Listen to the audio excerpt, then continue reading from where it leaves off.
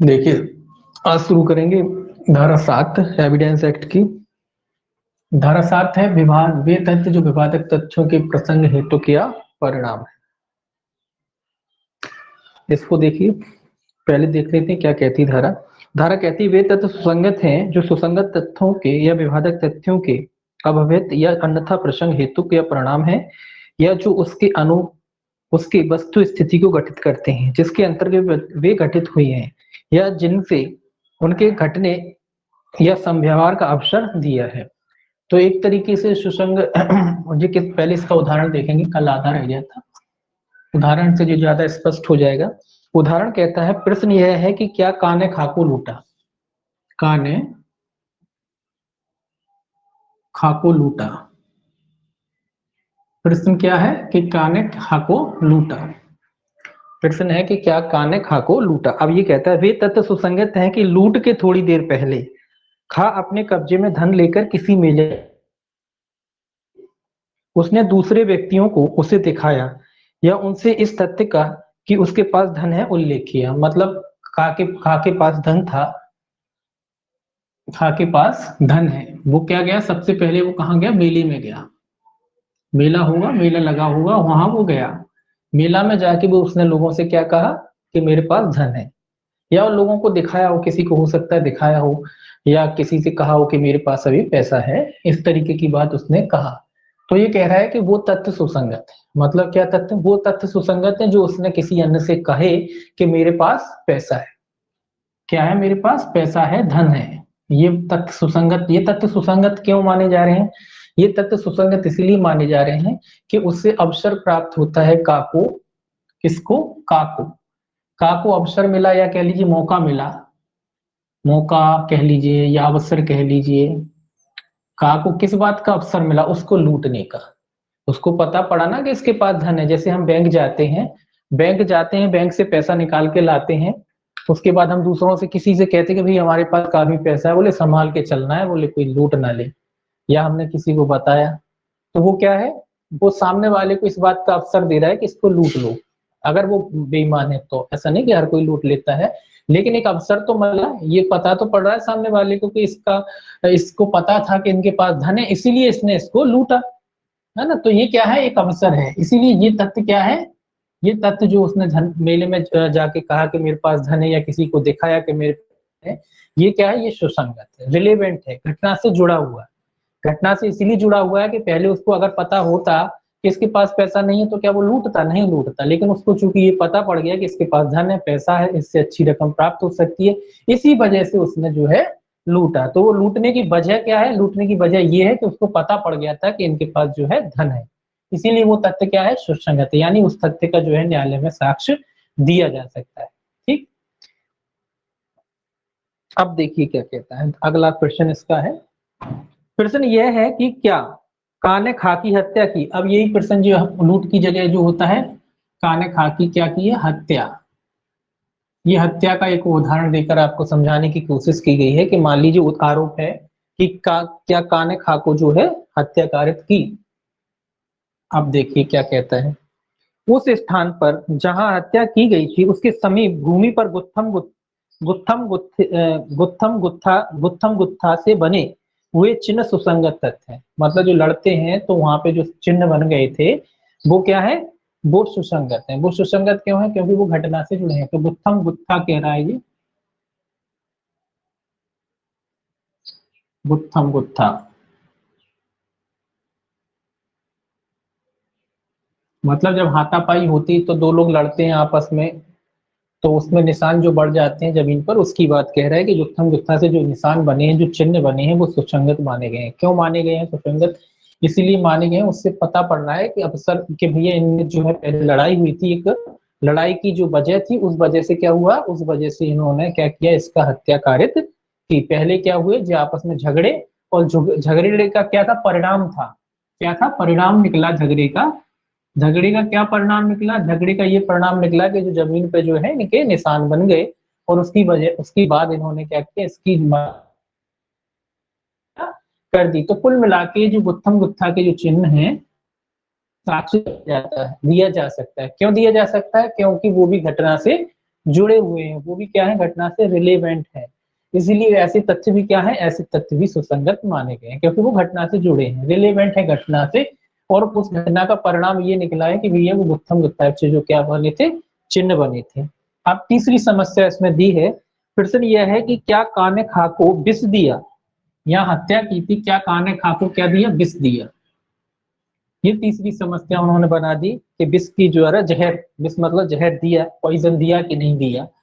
अब देखिए, अब ये कहता है विष से उत्पन्न कहे जाने वाले लक्षणों के पूर्व खा के स्वास्थ्य की दशा व का को ज्ञात खा की वे आदतें जिससे विष देने का अवसर मिला सुसंगत तथ्य। ये अवसर के रूप में सुसंगत कह रहा है, अवसर, ये क्या कह रहा है, अवसर के रूप में सुसंगत कह रहा है। क्या कह रहा है ये कह रहा है कि का, जैसे हमने किसी को मान लीजिए खा को विष दिया का ने, और ये कहता है खा को विष दिया, तो ये कह रहा है कि उसकी आदतें, खाने पीने का तरीका, उसके उठने बैठने का तरीका, कब खाता है कब पीता है, ये जो है वो जानता था, उसको उसके स्वास्थ्य की दशा वगैरह ये सारी चीजें जानता था।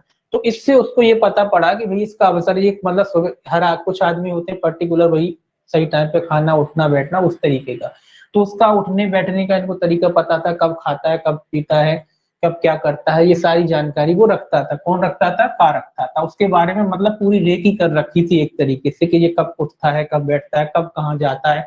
अब जैसे कई लोगों की आदत होती है कि भी फलानी दुकान है वहां जाके चाय पियेंगे, तो पता थी कि चाय पीता है वहां फलानी दुकान पर नाश्ता करता है, फिर जाके घर पे खाना खाता है फिर निकलता है, मतलब पूरी रेकी एक तरीके से कर रखी थी। तो इसको क्या, इस जो खा है इसको क्या मिला, इसको इस बात का अवसर मिला कि वो उसको उस समय, उस पर्टिकुलर समय जब वो कोई काम करता है तो वो उसमें विष मिला सके। तो ये भी तथ्य क्या है, ये भी तथ्य सुसंगत है, इस तथ्य का भी साक्ष्य दिया जा सकता है कि भाई सामने वाले की आप रेकी क्यों कर रहे हो, आपको क्या उससे लेना देना है कि आप उसके बारे में सारी बातें इंफॉर्मेशन पता करके रखते हो कि कब उठता है कब बैठता है कब जागता है कब सोता है।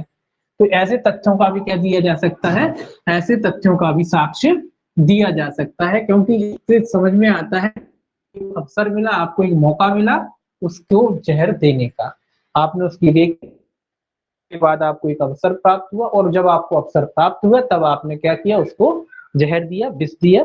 तो ये भी इम्पोर्टेंट पूछा है जाता है। देखिए इसमें एक तरीके से तो पूछे जाते हैं, इस तरीके से सेक्शन 7 ये भी पूछ सकते हैं कि वे तत्व व्यवहारक तत्वों का प्रसंग हेतु क्या परिणाम है, ये किस धारा में कहा गया है, ऐसे भी पूछा जाता है ये क्वेश्चन। और ये क्वेश्चन ऐसे भी पूछा जाता है कि आपको उदाहरण दे देंगे कि जैसे पहला गुत्थम गुत्ती वाला उदाहरण है और आपका जो विष देने का अवसर मिला है ये वाला उदाहरण है, ये उदाहरण देके पूछेंगे कि भैया किस धारा का उदाहरण है, किस धारा से ये किस धारा से ये उदाहरण लिया गया है, तो ये भी आपको याद रखना है ना, ये इस तरीके से भी पीडीपी में पूछे जाते हैं। तो उदाहरण देके पूछेंगे कि ये किस धारा का उदाहरण है, धारा 7, धारा 8, धारा 9, धारा 10, तो आपको पता होना चाहिए कि ये धारा 7 का उदाहरण है ना, इसीलिए इसको इस तरीके से भी याद रखना है। अब देखिए सेक्शन जो है 8 कहता है हेतु तैयारी पूर्व या पश्चात का आचरण। क्या कहता है, हेतु तैयारी पूर्व या पश्चात का आचरण।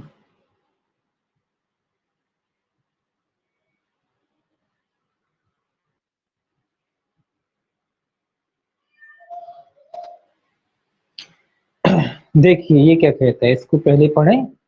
ये कहता है कोई भी तत्व जो किसी विवादक तत्व या सुसंगत तत्व का हेतु तैयारी दर्शित या गठित करता है सुसंगत है। ये कह रहा है उसका हेतु, मोटिव, हेतु मतलब उसका मोटिव कि किस वजह से वो किया गया, कि उसका हेतु या उसकी तैयारी मतलब प्रिपरेशन, दोनों चीजें। या तो उसका मोटिव होता है उद्देश्य, कोई भी घटना होती है तो उसका एक उद्देश्य जरूर होता है। फिर जब उद्देश्य, सबसे पहले क्या होता है, उद्देश्य होता है कि क्या हमें करना है ना।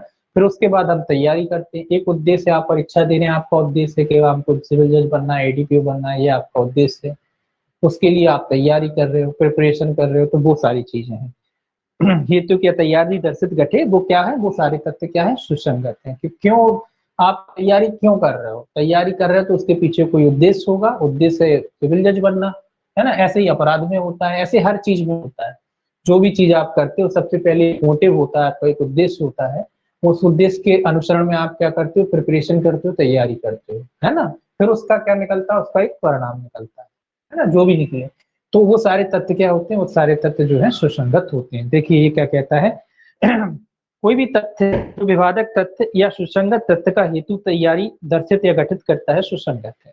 अब ये कहता है किसी वाद या कार्रवाई के किसी पक्षकार ये किसी पक्षकार के अभिकर्ता का ऐसे वाद या कार्रवाई के बारे में या उसमें विवादक तथ्य या उससे सुसंगत किसी तथ्य के बारे में आचरण और किसी ऐसे व्यक्ति का आचरण जिसके विरुद्ध कोई अपराध किसी कार्रवाई का विषय है सुसंगत है यदि ऐसा आचरण किसी विवादक तथ्य या सुसंगत तथ्य को प्रभावित करता है या उससे प्रभावित होता है, चाहे वह उससे पूर्व या पश्चात किया गया। कह रहा है उसका आचरण, उसका हाव भाव जो कह रहा है ना आचरण होता है, उसका व्यवहार, चाहे दोनों तथ्यों की दोनों पार्टियों की बात कह रहा है, जो उसके खिलाफ कर रहा है बात और जिसके खिलाफ किया जा रहा है, उन दोनों का आचरण जो है उस कार्रवाई में क्या होता है, सुसंगत होता है। उसका भी क्या दिया जा सकता है, साक्ष्य दिया जा सकता है। रिलेवेंट आचरण दूसरों का व्यवहार, तो उसका भी साक्ष्य क्या दिया जा सकता है, साक्ष्य दिया जा सकता है। स्पष्टीकरण एक देखिए फिर दो देखिए क्या कहता है।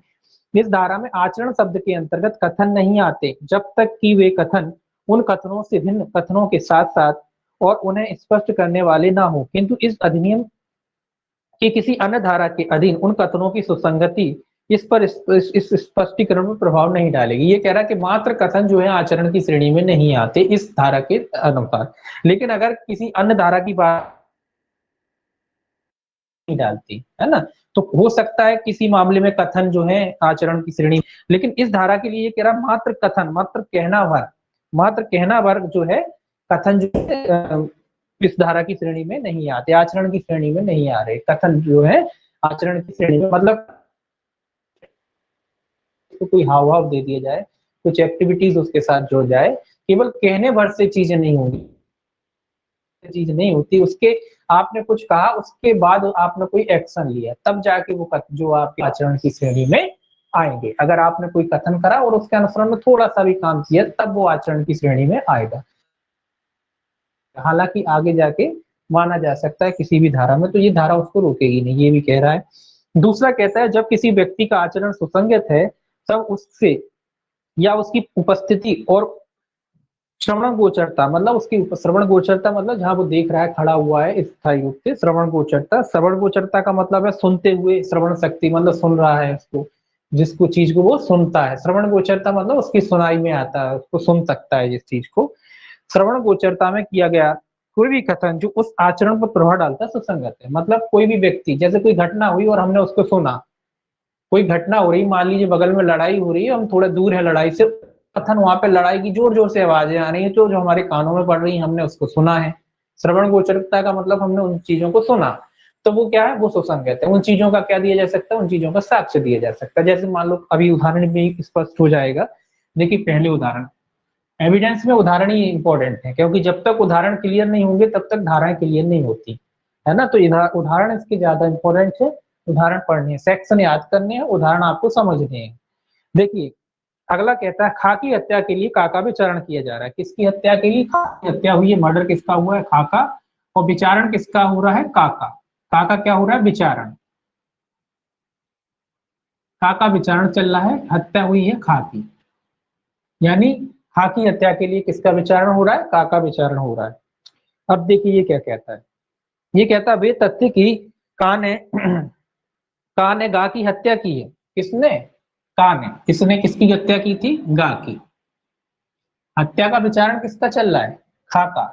और ये तथ्य क्या कह रहा है, का ने, इसने किसकी हत्या की थी, इसने गा की हत्या की थी। ठीक है, देखिए अब इसको, गा की हत्या की कि खा जानता था कि का ने गा की हत्या की है, और कि खा ने अपने इस जानकारी को लोक विदित करने की धमकी देकर का से धन उद्दापित करने का प्रयत्न किया था। सुसंगत तथ्य है। क्या मतलब है इसका, समझ में आया उदाहरण। ये क्या कह रहा है, विचारण इसका चल रहा है हत्या के लिए, किसका, खा का, मतलब खा पे हत्या का आरोप लगा है। किसकी हत्या की उसने, इसकी, का की हत्या की है। किसकी हत्या की है, का की हत्या की है। खा ने किसकी हत्या की है, का की हत्या की है। अब खा को ये पता था कि जो का है वो भी हत्यारा है, मतलब जब हत्या नहीं हुई इससे पहले जो है खा जानता था कि जो का है, का ने किसकी हत्या की थी, खा की हत्या की। कौन जानता था इस बात को, इस बात को जानता था खा।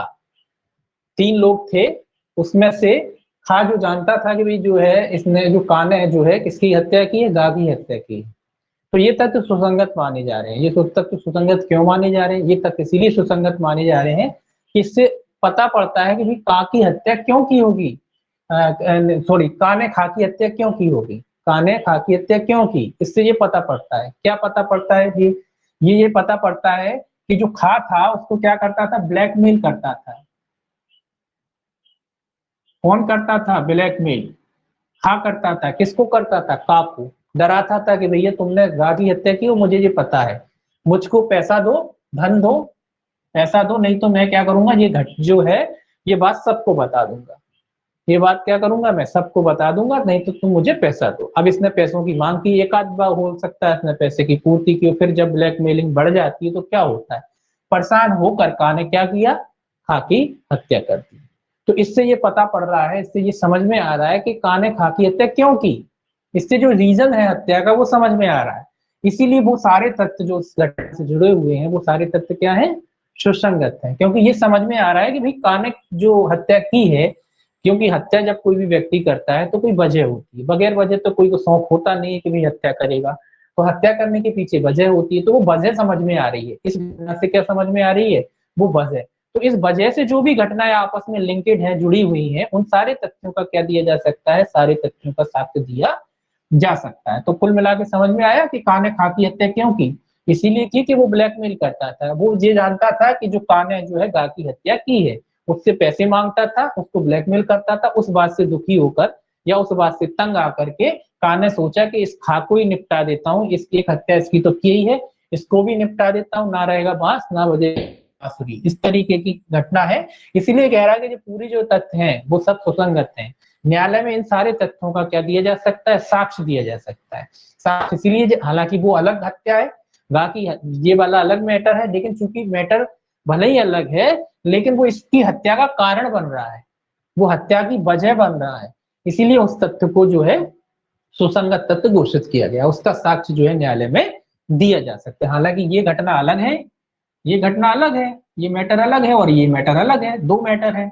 लेकिन चूंकि जो मैटर भले ही दो है लेकिन जो है इसका कारण तो ये बन रहा है ना, इसीलिए उसका साक्ष्य दिया जा सकता है, रिलेवेंट है, जुड़े हैं इसीलिए।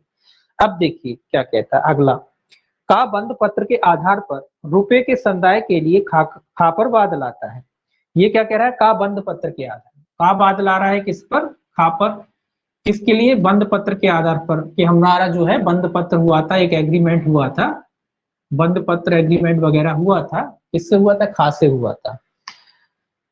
खा बंद पत्र के आधार पर रुपए के संदाय के लिए खा पर वाद लाता है। खा इस बात का प्रत्याख्यान करता है कि उसने बंद पत्र लिखा। किस पे लाता है बात, बात जो है खा पर लाया, बात मना करता है, बात क्या कह रहा है, मना करता है। खा जो खा है जो मना करता है, खा कहता मेरा तो कोई ऐसा एग्रीमेंट हुआ ही नहीं था, ये कह रहा है कि भाई हमने एग्रीमेंट लिखा था और उस एग्रीमेंट के हिसाब से इसको पैसा देना था हमारा। खा कह रहा है कि बीच ऐसा कोई समझौता हुआ ही नहीं है। अब देखिए आगे, यह तथ्य सुसंगत है कि उस समय जब बंद पत्र लिखा जाना अभिकथित था, खा को किसी विशिष्ट प्रयोजनों के लिए धन चाहिए था। किसको, इसको धन की आवश्यकता थी, कब, जब बंद पत्र लिखा गया था। तो क्या कह रहा है ये कह रहा है कि उस तथ्य का साक्ष्य दिया जा सकता है इसके बंद पत्र को साबित करने के लिए कि बंद पत्र, अब ये क्या हो रहा है, का कह रहा है कि भैया हम लोगों के बीच एक एग्रीमेंट हुआ, एक करार हुआ, उस करार में हम लोगों ने बंद पत्र निष्पादित कराया और उस बंद पत्र के निष्पादन में मैंने जो है खा को पैसा दिया, क्या दिया, पैसा, धन दिया, पैसा उधार दिया कुल मिला के, और हमने एक एग्रीमेंट लिख लिया या मान लो बंद पत्र लिख लिया, कोई भी दस्तावेज लिख लिया, और खा डिनाई कर रहा है, खा इनकार कर रहा है, खा कह रहा है हमारे बीच ऐसा कुछ नहीं हुआ। अब जो का है, का कहता है, का को ये साबित करना पड़ेगा ना कि आपने पैसे दिए थे, तो उसके साबित करने के लिए का ये साक्ष्य न्यायालय में पेश करना चाहता है कि जब मैंने बंद पत्र लिखा था, जिस समय बंद पत्र हम दोनों के बीच में लिखा गया था, उस समय मान लो खा की बेटी की शादी थी और इसको पैसों की आवश्यकता थी, इस पे पैसा नहीं था, ठीक है, इसी वजह से इसने मुझसे धन उधार लिया था और उसकी बदले हमने क्या किया, हमने उससे बंद पत्र लिखा लिया था। तो ये कह रहा है कि वो तथ्य भी सुसंगत है, वो तथ्य इसीलिए सुसंगत है, उस तथ्य का इसीलिए न्यायालय में साक्ष्य दिया जा सकता है। उससे ये बात साबित होती है कि इन दोनों के बीच में जो है धन का लेन देन हुआ होगा, क्योंकि जब आप पैसों की आवश्यकता पड़ेगी आदमी को तभी तो वो धन उधार लेगा। तो उसकी परिस्थितियां उस समय ऐसी थी कि उस पर पैसा था नहीं और उसको पैसे की जरूरत थी, तो वो परिस्थितियां जिसकी वजह से जो धन उसने उसको बंद पत्र लिखा था, वो परिस्थितियों को साबित किया जा सकता है, मतलब वो तथ्य क्या है, सुसंगत है। तो ऐसी परिस्थितियां जब उसको धन की आवश्यकता थी, और धन की भी आवश्यकता कब थी, जब ये कह रहा है जितनी तारीख को इसने न्यायालय में बताया कि मैंने फलानी तारीख के बीच या उतनी तारीख के बीच या उस माह कह लीजिए, या उस माह या 15 दिन के आसपास के भैया उस माह मैंने इसको धन दिया और उसी माह इसकी लड़की की शादी थी। यानी कि क्या समझ में आया, समझ आया कि पक्के में खाने से पैसे लिए होंगे क्योंकि इसको जरूरत थी, तो बंधपत्र निष्पादित हुआ होगा। तो इस बात को साबित करने के लिए वो तथ्य दिए जा सकते हैं, मतलब उन तथ्यों का न्यायालय में क्या दिया जा सकता है, साक्ष्य दिया जा सकता है। ऐसे तथ्य क्या है, ऐसे तथ्य भी सुसंगत तथ्य है। अब देखिए तीसरा उदाहरण इसका, इसके उदाहरण बड़े इंपॉर्टेंट है, पढ़ेंगे आप, यही पर प्रॉब्लम आती है, यही पूछे जाते हैं। सेक्शन पेपर सिंपल आएगा तो सेक्शन सीधे सीधे पूछेंगे, और अगर पेपर टफ आएगा तो ये उदाहरण पूछेंगे आपसे, और एक ही आंसर आप पूछेंगे कि भाई सुसंगत है कि विसंगत है। तो वैसे तो अभी आप पढ़ रहे हैं, वैसे सुसंगत विसंगत को समझना चाहिए कि क्या होता है। अगर नहीं भी आए तो 5, मैंने बताया ना 6 से लेके 55 तक है, तो 90% अगर आप लगाओगे तो सुसंगत तक, ठीक है। अगर कुछ समझ में ना आए तो सुसंगत ही लगाना है, फिर सुसंगत है, ठीक। अगर कुछ समझ में ना आए तब ये फॉर्मूला तभी जब समझ में ना आए, वैसे तो समझ के लगाना है क्योंकि कई जगह विसंगत भी आ जाता है, लेकिन 90% चांस रहते सुसंगत है, ठीक है। लेकिन चूंकि एडीपीयू का पेपर है, माइनस कराना उन्हें तो हो सकता है वो विसंगत भी नहीं, लेकिन 90% चांस रहते हैं सुसंगत, क्योंकि 6 से लेकर 55 तक के जो तथ्य हैं वो सारे के सारे क्या है, सुसंगत है ना। तो वो ये बात तब जब समझ में ना आए, वैसे तो समझ में आ जाएगा अगर हम पढ़ेंगे ढंग से। अब देखिए आगे कहता है, विष द्वारा खा की हत्या करने के लिए का विचारण किया जाता है। ये भी विष का उदाहरण दिया कि विष द्वारा जो खा की हत्या का विचारण किया जाता है। अब ये दूसरा उदाहरण है विष वाला। ये कहता है वह तथ्य सुसंगत है कि मृत्यु के पूर्व खा दिए गए विष के जैसा विष उपाप्त किया था। ये कह रहा है विष के द्वारा, विष विष की बात कह रहा है, किस खा की हत्या करने का काप है। तो जो खा की हत्या हुई है, हत्या यहाँ भी खा की हुई है, काने की का पे जो है आरोप लगा, कौन है, आरोपी है। अब ये क्या कह रहा है, अब ये तो इसमें सुसंगत कौन सा तथ्य, ये कह रहा है कि जब खा की हत्या हुई जिस विष से हुई है ना, इसने इसको दिया पॉइजन विष, पॉइजन देने के बाद जो है अब ये कह रहा है कि जो खान है, खा की मृत्यु के पूर्व खा की मृत्यु के पूर्व का ने खा को दिए गए विष जैसा विष प्राप्त किया था ना, मतलब प्राप्त किया था किसने, का ने। जब इसकी हत्या हुई उससे पहले जो है, अब इसको ऐसे समझ लीजिए कि जब इस खा की हत्या हुई, मान लीजिए आज खा की हत्या हुई 2 घंटे पहले, मान लो कि ये 2 घंटे पहले मेडिकल पे गया, या कहीं और, मेडिकल पे तो नहीं मिलता, कहीं और जहाँ विष मिलता है वहां ये गया और उसने उसी प्रकार का विष खरीदा जिस प्रकार के विष से इसकी हत्या हुई थी, खा की हत्या हुई थी। मतलब इसने विष खरीदा, तो क्यों खरीदा, आदमी विष जहर पॉइजन क्यों खरीदता है, कोई वजह होगी ना। और जो पॉइजन खरीदा था उसकी क्वालिटी भी, क्योंकि आजकल मेडिकल हो जाता, पता पड़ जाता है कि विष किस क्वालिटी का था, कौन सा उसमें पॉइजन था, तो ये उसी प्रकार का इसने विष खरीदा था। तो अब ये तथ्य जो है सुसंगत है, मतलब इसका भी न्यायालय में साक्ष्य दिया जा सकता है। ये तथ्य इसीलिए सुसंगत है कि इससे ये पता पड़ता है कि जो है का ने ही इसको विष दिया, का ने विष दिया, क्योंकि इसने भैया या तो फिर ये साबित करेगा कि मैंने विष इसको देने के लिए नहीं खरीदा देता, किसी और वजह से खरीद, वो तो खैर न्यायालय देखेगा कि इसने क्यों खरीदा था, न्यायालय उसका निराकरण करेगा। लेकिन उस तथ्य का साक्ष्य जो है न्यायालय में दिया जा सकता है। साक्ष्य इसीलिए दिया जा सकता है कि इससे पता पड़ता है कि भैया जो है का ने ही इसकी हत्या की। आदमी विष नॉर्मली नहीं खरीदता, कुछ चीजें ऐसी होती है जो क्यों खरीदेगा, तुमको जरूरत क्यों पड़ रही थी, पॉइजन तुम खरीदने क्यों गए थे, और तुम गए थे तो तब तुम उसी समय गए थे जब उसकी हत्या हुई, उसके 1 दिन पहले गए थे आप, 1 दिन पहले खरीदा वो विष, हाँ, या 24 घंटे पहले, या 15 दिन, क्या कहते हैं आपके 2-4 घंटे पहले खरीदा, तो आपने उसी क्वालिटी का जहर और विष क्यों खरीदा। तो ये कुल मिला के ये एक शंका पैदा करता है। ये तथ्य क्या पैदा करता है, शंका। इससे पता पड़ता है कि इसी आदमी ने जो है विष खरीदा, और विष खरीदने के बाद किसी भी प्रकार से फिर इसने जो है खा को दे दिया। तो ऐसे सारे तथ्य जो हैं, ऐसे सारे तथ्य क्या होते हैं, सुसंगत होते हैं। देखिए इसमें काफी उदाहरण है, अब देखिए बिल का उदाहरण है, एक बिल का और देख लीजिए। डी कहता है प्रश्न यह है कि क्या अमुक दस्तावेज का की बिल है, वसीयत की बात आ गई।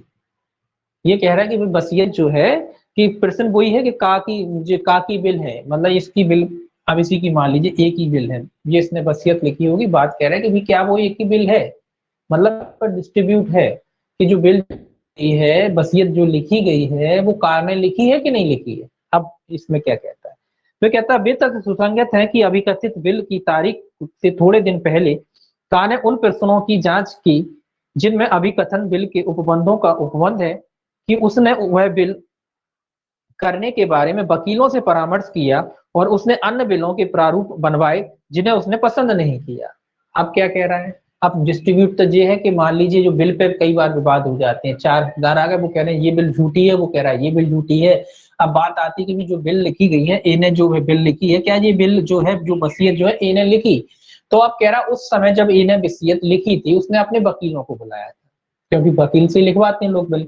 उसने अपने वकीलों को बुलाया था, वकीलों से सलाह मशवरा की, उसके बाद वकीलों से उसने 2-3 तरीके की बिलें बनवाई और उसमें से जो है उसने दो तीन बिलें जो बनवाई होंगी उनको खारिज कर दिया और उसमें से एक बिल जो मान लो उसने अपने हिसाब से लिखवाई होगी उसको उसने क्या किया, उसको फाइनल कर दिया। उसने कहा हाँ ये बिल ठीक है, बाकी जो 2 बिलें हैं ये बेकार है।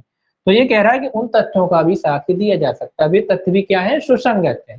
वो तथ्य इसीलिए सुसंगत है क्योंकि उससे पता पड़ता कि हाँ काने कोई बिल लिखी तो थी और उस समय इस तरीके की जो बिल जो इसने खारिज की थी वो जो है वकील वगैरह जिन्होंने उनका साक्ष्य लिया जा सकता है वो न्यायालय में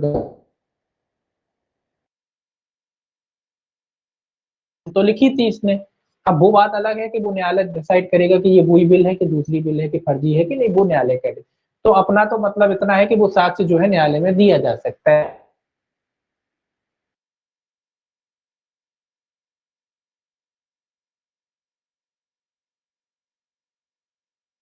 कि नहीं है, वो एक न्यायालय का विवेकाधिकार है, वो अलग चीज है।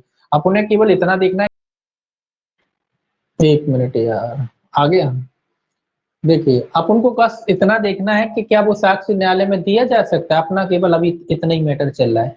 हाँ उस अपना साक्ष्य जो है न्यायालय में दिया जा सकता है क्योंकि जो वकील हैं वो बता रहे हैं कि साहब हमने 2-4 बिलें तैयार की थी उसमें इसने खारिज कर दी थी और ये एक बिल जो है जो इसने स्वीकार करी थी, तो वो तारीख तथ्य क्या है, सुसंगत है, उनका न्यायालय में साक्ष्य दिया जा सकता है। अब देखिए अगला कहता है का किसी अपराध का अभियुक्त है।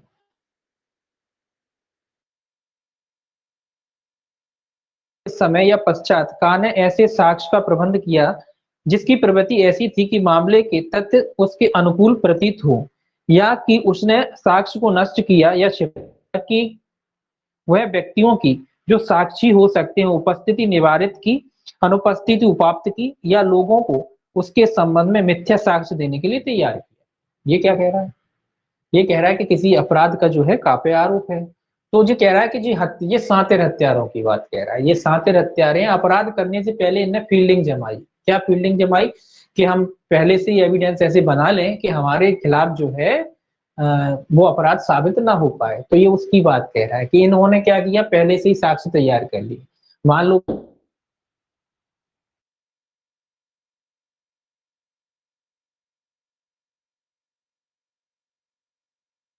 तो ये उसी तरीके का साक्ष्य बना रहा है, गवाह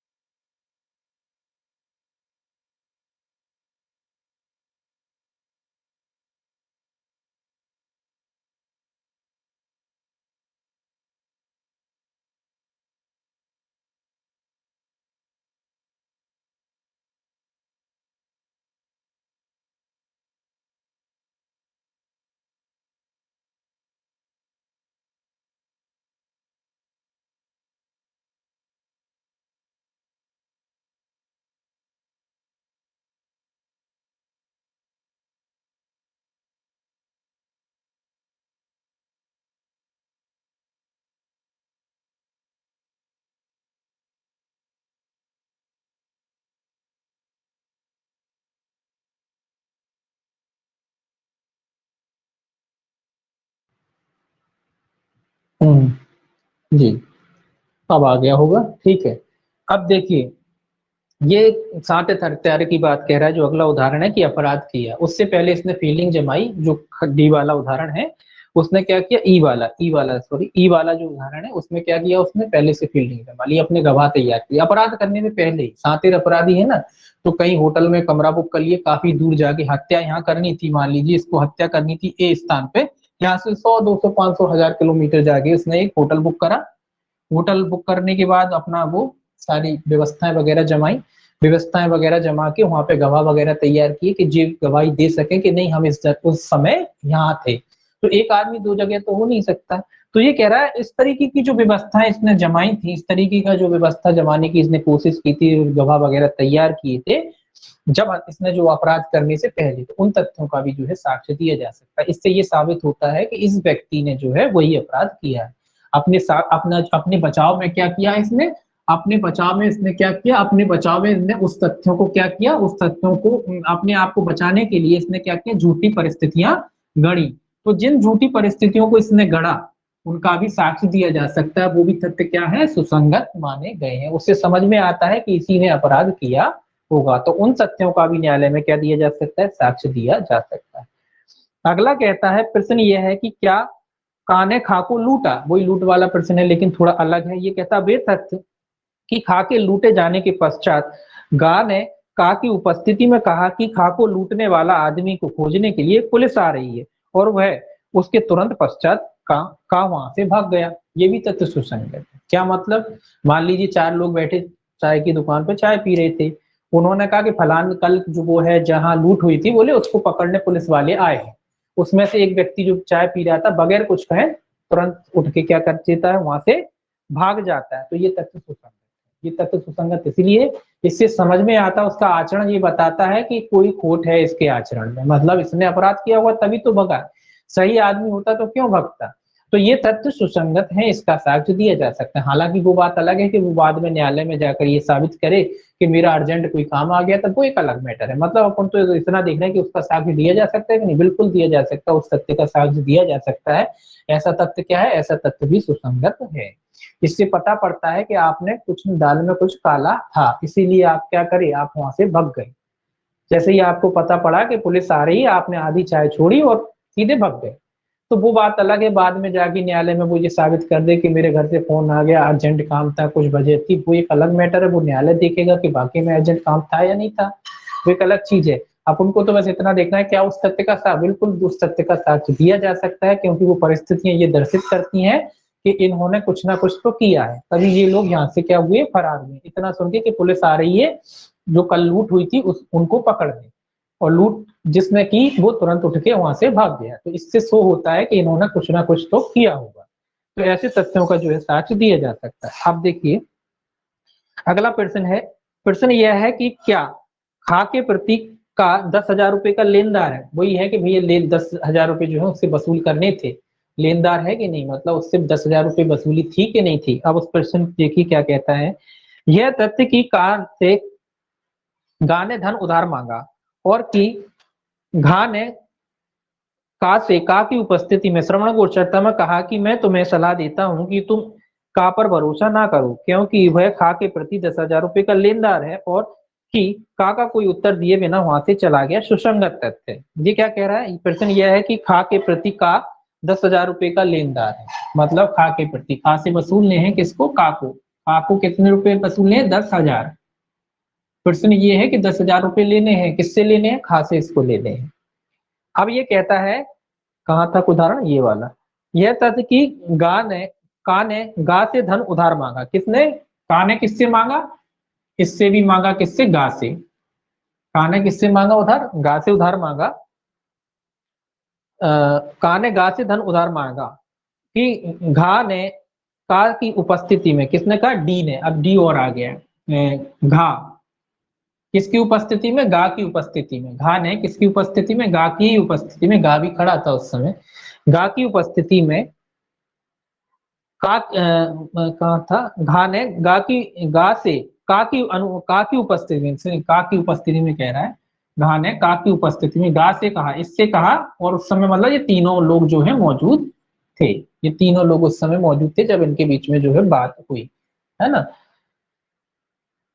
गा की उपस्थिति में और श्रवण गोचरता में कहा कि मैं तुम्हें सलाह देता हूं कि तुम का पर भरोसा ना करो, क्योंकि वह खा के प्रति 10,000 रुपए का लेनदार है, और कि का उत्तर दिए बिना वहां से चला जाना। क्या मतलब है, मतलब ये कह रहा है कि ये इसका लेनदार है। अभी प्रश्न क्या है, इसका लेनदार, एक मिनट,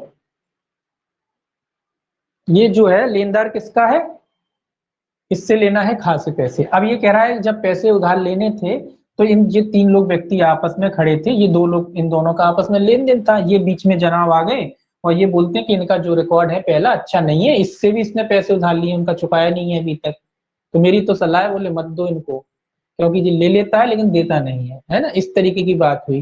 तो ये कह रहा है कि ये सारे तत्व जो हैं, सारे तत्व क्या है, सुसंगत है, ये सारे तत्व इसीलिए सुसंगत है। उसने ये कहा कि भैया किससे लिए थे पैसे, इनसे लिए थे खासे, और बोले अभी तक चुकाए नहीं इन्होंने पैसे, तो ऐसा तत्व सुसंगत इसलिए किससे, क्योंकि इससे ये बात साबित होती है कि इन्होंने जो का और खा के बीच में जो है पैसों का लेन देन हुआ है, किसके बीच में, का और खा के बीच में पैसों का लेन देन हुआ है, तभी तो खा तीसरा व्यक्ति चौथा व्यक्ति आके कहता है कि भाई हमको पता है कि इनने लिए थे लेकिन इनने चुकाए नहीं। तो ये क्या है, इससे उसकी नीयत समझ में आती है, उसकी क्या समझ में आती है, नीयत समझ में आती है, और उस नीयत की वजह से वो तथ्य क्या है, इसमें सुसंगत है। अब देखिए अगला क्या कहता है, अगला कहता है प्रश्न यह है कि क्या का ने अपराध किया है। अब ये कहता है यह तथ्य कि का एक पत्र पाने के उपरांत जिसमें उसे चेतावनी दी गई थी कि अपराधी के लिए जांच की जा रही है, फरार हो गया और उस पत्र की अंतर्वस्तु सुसंगत है। अब ये क्या क्या पत्र का उदाहरण ले लिया इन्होंने, जैसे पहले अपराधी का था सेम वैसे ही पत्र का। ये कह रहा है कि पहले लेटर चलते थे ना, एक लेटर मिला कहा को, उसमें लिखा गया कि फलाना जो अपराध हुआ था उसके बारे में जो है छानबीन चल रही है, हो सकता है कि गिरफ्तारी हो, कुछ लोगों की गिरफ्तारी हो जाए। जैसे ही वो लेटर उसको काको या खाओ किसी को भी जिसके प्राप्त हुआ, वो क्या हुआ, वो फरार हो गया, वो भाग गया वहां से। उसको पता पड़ा कि इस शहर में बोले छापामारी की कार्रवाई चली जो अपराध हुआ था उसके बारे में, और वो व्यक्ति जिसको लेटर प्राप्त हुआ वो क्या हुआ, वो वहां से फरार हो गया। तो कह रहा है कि वो लेटर की जो अंतर्वस्तु थी, लेटर में जो शब्द लिखे थे, लेटर में जो शब्द लिखे थे वो भी सुसंगत है, मतलब इस लेटर का भी साक्ष्य दिया जा सकता है, इस लेटर को भी न्यायालय क्या कर सकता है, साक्ष्य में ग्रहण कर सकता है। क्यों कर सकता है, इससे ये समझ में आता है कि जब लेटर पढ़ा है इसने, और लेटर में यही लिखा था कि भाई छानबीन चल रही है, कभी भी गिरफ्तारियां हो सकती हैं, इसीलिए ये व्यक्ति जो है जिसको लेटर प्राप्त हुआ, इसको पढ़ने के बाद क्या कर गया, शहर छोड़ के ही फरार हो गया, भाग गया। तो ये लेटर भी क्या है, ये लेटर भी सुसंगत है, इसका भी क्या दिया जा सकता है, इसका भी साक्ष्य दिया जा सकता है। अब देखिए अगला प्रश्न इसका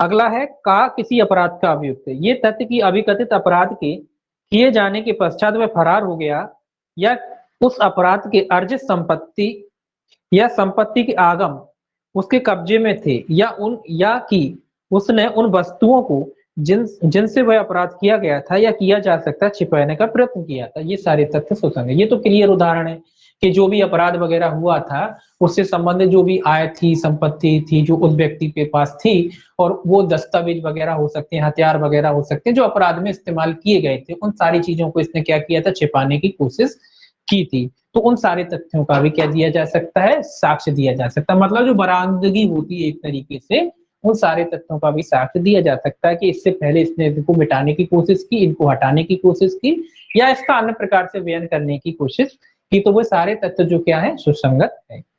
अगला देखिए क्या कहता है, प्रश्न यह है कि क्या का के संग बलत्संग किया, ये मोस्ट इंपोर्टेंट है, बलत्संग के दो आएंगे, ये पूछा जाता है, ये मोस्ट नहीं, most very very very important है, ठीक है, इसको याद रखेंगे। अब देखिए ये क्या कहता है, यह तथ्य कि अभिकथित बलात्संग के अल्पकाल पश्चात उसने अपराध के बारे में परिवाद किया कि वे परिस्थितियां जिसके अधीन तथा वे शब्द जिसमें वह परिवाद किया गया सुसंगत शब्द है, सुसंगत है। ये क्या कह रहा है, ये यहाँ सुसंगत है, आगे जाके विसंगत भी होगा, ठीक है, तो ये इंपॉर्टेंट है। दो आएंगे इसमें उदाहरण बलात्संग वाले। ये कह रहा है कि अगर बलात्संग हुआ है और यह तथ्य कि अभिकथित बलात्संग के अल्पकाल मतलब थोड़े समय बाद, अल्पकाल बाद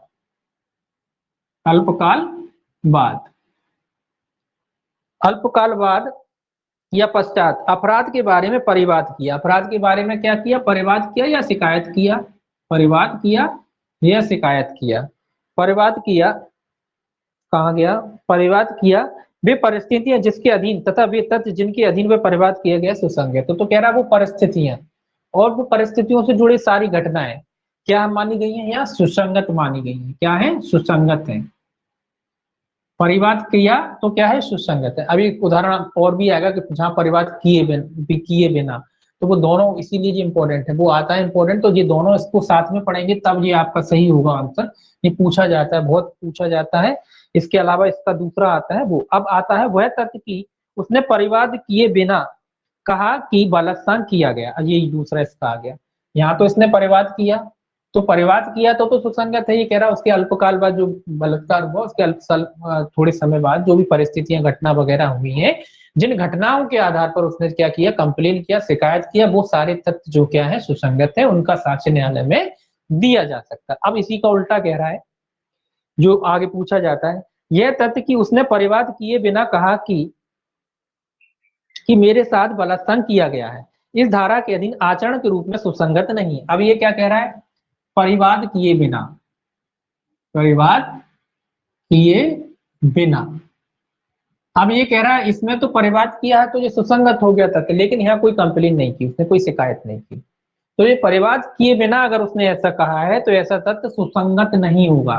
क्या नहीं होगा, सुसंगत नहीं होगा, ये याद रखेंगे आप। इसीलिए इंपॉर्टेंट ही पूछा जाता है। देखिए अगर परिवाद करके कहा है, शिकायत किया है, कंप्लेन किया है तो सुसंगत है, लेकिन कोई शिकायत वगैरह कुछ नहीं की और बाकी बाद में जाके कह रहे हैं कि साहब हमारे संग जो है बलात्कार हो रहा है, हुआ है, तो ऐसी घटना क्या है, ऐसी जो तथ्य है वो सुसंगत नहीं है, उसका साक्ष्य नहीं दिया जा सकता। तो याद रखेंगे अगर परिवाद किया है, कंप्लेन किया है तो सुसंगत है। एक परिस्थिति, ये एक कंडीशन होगी, ये दो कंडीशन हो गई, और अभी तीसरी कंडीशन और है इसमें। तीसरी कंडीशन देखिए क्या कहता है, यद्यपि वह धारा 32 के खंड 1 के अधीन मृत्युकालिक कथन या धारा 157 के अधीन संपोषक साक्ष्य के रूप में सुसंगत हो सकता है। ये क्या कह रहा है, 32 में मृत्युकालिक कथन है, आगे अपन पढ़ेंगे, धारा 32(1) और धारा आपका 157 संपोषक साक्ष्य है, सेकंड संपोषक साक्ष्य है, उसके रूप में सुसंगत हो सकता है। संपोषक साक्ष्य मृत्युकालिक कथन के रूप में सुसंगत हो सकता है और संपोषक साक्ष्य के रूप में सुसंगत, मतलब संपोष, देखिए मृत्युकालिक तो अभी बताता हूँ। संपोषक साक्ष्य होता है कोई एविडेंस है उसके समर्थन में जो साक्ष्य पेश किए जाते हैं, उसकी सहायता के, मूल साक्ष्य तो नहीं होता लेकिन उसकी हेल्प के लिए, उस साक्ष्य को पुख्ता करने के लिए जो अलग से एविडेंस दिए जाते हैं। मान लो एक मेन एविडेंस ये है, उसको पुख्ता करने के लिए अलग से हमने ये एविडेंस पेश किया, इससे ये समझ में आ रहा है कि ये हुआ था तो ये घटना हुई थी, तो ये एविडेंस को क्या कर रहा है, पुख्ता कर रहा है, तो ऐसे साक्ष्य को बोलते हैं संपोषक। अब मृत्युकालिक कथन क्या होते हैं, मृत्युकालिक कथन मतलब मृत्यु हो गई। अब देखिए अब इसी को थोड़ा सा घुमा देते हैं इस उदाहरण को, तीसरे को। ये कहता है कि अगर मान लो उसने परिवाद नहीं किया है ना, यहाँ तो पहला तो समझ में आ गया कि अगर परिवाद किया है तो सुसंगत है, लेकिन अगर परिवाद नहीं किया तो क्या, विसंगत है, सुसंगत नहीं। क्या है फिर, सुसंगत नहीं है, इसका मतलब क्या है, विसंगत है। विसंगत, विसंगत शब्द भी आ सकता है, तो विसंगत है ये तक, मतलब इसका साक्ष्य नहीं दिया जा सकता। ठीक है, अब क्वेश्चन ये आता है कि उसने परिवाद किए बिना अगर कहा कि जो है मेरे संग बलात्कार हुआ है और उसके बाद उसकी मृत्यु हो जाती है, तो फिर वो सुसंगत हो जाएगा। क्या हो जाएगा, वो सुसंगत हो जाएगा, क्योंकि ये कह रहा है ना 32(1) के अधीन वो सुसंगत हो जाता है, धारा 157 के तहत सुसंगत। अगर ये परिवाद नहीं किया इसने और परिवाद किए बिना कहा कि मेरे संग बलात्कार होता है, हुआ है, और उसके बाद अगर इसकी मृत्यु हो जाती है, जिसने कहा है उसकी मृत्यु हो जाती है, तो वो तथ्य क्या हो जाता है, फिर वो तथ्य सुसंगत हो जाता है, उसका साक्ष्य दिया जा सकता है। लेकिन कब, जब मृत्यु हो जाए। अगर मृत्यु नहीं होती है तो फिर वो सुसंगत नहीं है। तो तीन कंडीशन इसमें लगती हैं, एक तो परिवाद, अगर परिवाद है तो सुसंगत है, परिवाद किया है, उसने शिकायत की है, कंप्लेन किया है तो सुसंगत है, उससे जुड़े हुए परिवाद से संबंधित जितनी भी घटनाएं हैं उसका साक्ष्य दिया जा सकता है।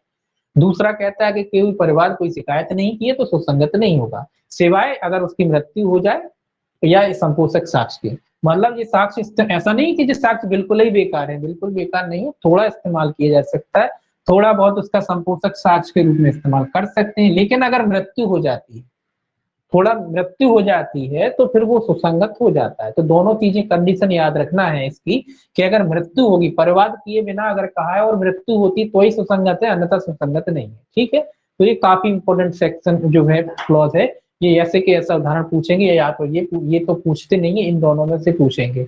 ये तो आप जानते हैं परिवाद किया हुआ तो सुसंगत होगा, इन दोनों में से पूछेंगे। तो ये क्या होगा, अगर परिवाद नहीं किया तो सुसंगत नहीं होगा, क्या होगा, विसंगत होगा।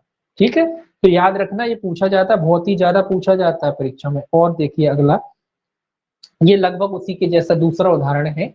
ये कहता है प्रश्न यह है कि क्या का को लूटा गया, यह तथ्य की अभिकथित लूट के तुरंत पश्चात उसने अपराध के संबंध में परिवाद किया। ये सेम वैसे ये लूट का बना दिया इन्होंने, इसी जैसा उदाहरण है, सेम एक से है। वे परिस्थितियां जिसके अधीन तथा वे शब्द जिनसे वह परिवाद किया गया सुसंगत है। तथा यह तथ्य कि उसने कोई परिवाद किए बिना कहा कि मुझे लूटा गया, इस धारा के अधीन आचरण के रूप में सुसंगत नहीं। यद्यपि वह धारा 32(1) के अधीन मृत्युकालिक कथन या धारा 157 के अधीन संपोषक साक्ष्य के रूप में सुसंगत हो। ये बलात्कार का उदाहरण है और ये लूट का उदाहरण, सेम उदाहरण दोनों है। ये लूट का समझाने की कोशिश की, अलग अलग उदाहरण देखिए आपको कि अगर किसी व्यक्ति को लूटा जाता, मान लो आज मेरे संग लूट हो जाती है और मैंने उसकी कोई कंप्लेन की, तो स्वाभाविक सी बात है, जो कंप्लेन की है तो जो भी तथ्य कंप्लेन से जुड़े हुए हैं वो सारे तथ्य क्या है, सुसंगत है, रिलेवेंट है। लेकिन अगर मान लो मेरे संग लूट हो गई, मैं घर पे आके चुपचाप से बैठ गया, मैंने कोई से कुछ नहीं कहा, उसके बाद मैं कहता हूँ फलानी जगह मेरे संग लूट हो गई थी, तो वो तथ्य क्या है, वो तथ्य सुसंगत नहीं है, उनका साक्ष्य नहीं दिया जा सकता। लेकिन किसी कारणवश अगर मृत्यु हो जाए तो मृत्युकालिक कथन के रूप में वो तथ्य सुसंगत हो सकते हैं। कैसे कथन के रूप में, मृत्युकालिक कथन के रूप में या फिर संपोषक साक्ष्य के रूप में सुसंगत हो सकते हैं। ठीक है, अब संपोषक साक्ष्य का भी एक उदाहरण मान लीजिए, मान लो मैंने कहा कि फलानी रास्ते पे जो है मेरे संग लूट हुई थी, किसी से कहा मैंने, अब हालांकि शिकायत नहीं किया है, परिवाद नहीं किया है किसी से, अब मान लीजिए उसी रास्ते पे उसी व्यक्ति ने किसी अन्य व्यक्ति को भी लूटा, अब वो व्यक्ति साक्ष्य देता है कि साहब इन्होंने भी हमसे कहा था, ये व्यक्ति फलानी जगह पे ही लूटता है, एक विशेष जगह है, विशेष स्थान है जो लोगों को वहां पकड़ता है और लूटता है। हालांकि मैंने जो है कोई साक्ष्य मतलब कोई परिवाद नहीं किया, लेकिन संपोषक साक्ष्य के रूप में उस समय मेरा जो साक्ष्य उस व्यक्ति से जो मैंने कथन कहे थे वो उस साक्ष्य के रूप में इस्तेमाल हो सकते हैं, संपोषक साक्ष्य के रूप में, इस बात को पुष्ट करने के लिए कि ये जो व्यक्ति है आदतन है, ये फलानी जगह लूटा, इसको भी लूटा था, उसने हालांकि शिकायत नहीं की, हालांकि उसको भी लूटा था, उसने भी कहा था हमसे, और फलाने व्यक्ति ने भी कहा था, परिवार ने नहीं किया, तो उस रूप में वो सुसंगत हो सकते हैं, लेकिन वैसे वो सुसंगत नहीं होते। ठीक है, तो ये आपको याद रखने इंपॉर्टेंट जो है इसके इलस्ट्रेशन है, इसीलिए मैं इसको पूरे बता रहा हूँ क्योंकि पूछे जाते हैं परीक्षा में, इलस्ट्रेशन इसके पूछे जाते हैं। ठीक है, अब देखिए 9वां, आगे के जो सेक्शन है थोड़े ज्यादा, मतलब इनमें इलस्ट्रेशन ज्यादा है तो थोड़ा लग रहा है, बाकी तो फिर जल्दी जल्दी हो जाता है। अब देखिए क्या कहता है। 9 कहता है सुसंगत तथ्यों के स्पष्टीकरण या पुनः स्थापन के लिए आवश्यक तथ्य। क्या कह रहा है, सुसंगत तथ्यों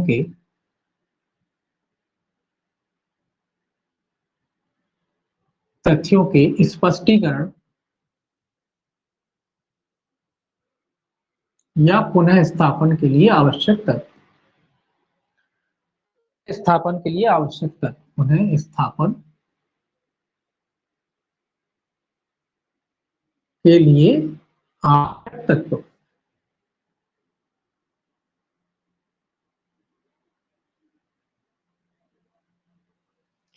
मतलब घटना को स्थापित करने के लिए सुसंगत तथ्यों के स्पष्टीकरण, उदाहरण सुसंगत तथ्यों के स्पष्टीकरण या उदाहरण, या उनको पुनः स्थापित करने के लिए, दोबारा स्थापित करने के लिए जो तथ्य दिए जाते हैं, घटना को मजबूत करने के लिए, पुख्ता करने के लिए जो तथ्य दिए जाते हैं, जो साक्ष्य दिए जाते हैं, वो तथ्य क्या है, सुसंगत है।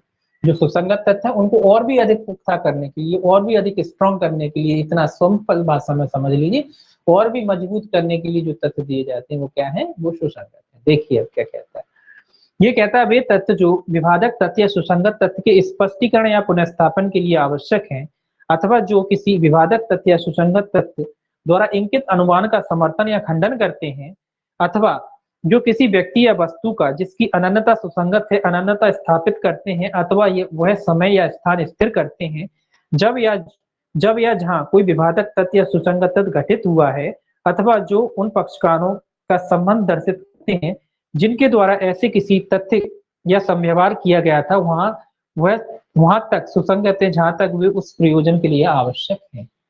तो अभी जो मैंने बताया कि भी पुख्ता करते हैं, चाहे डिनाई करें या ना करें, या किसी चीज को पुख्ता करते हैं, मतलब जो भी आप एविडेंस देते हो उसको पुख्ता करते हैं। आपने कहा ऐसा हुआ तो उस समय जो वहां की परिस्थितियां थी, टाइम था, लोग थे, वो सारे जो तथ्य होते हैं जो उस घटना को क्या कर रहे हैं, पुख्ता कर रहे हैं, वो पुष्ट कर रहे हैं, तो वो सारे तथ्य क्या है, सुसंगत है। उदाहरण से ज्यादा बेहतर समझ में आएगा। पहला उदाहरण देखिए क्या कहता है।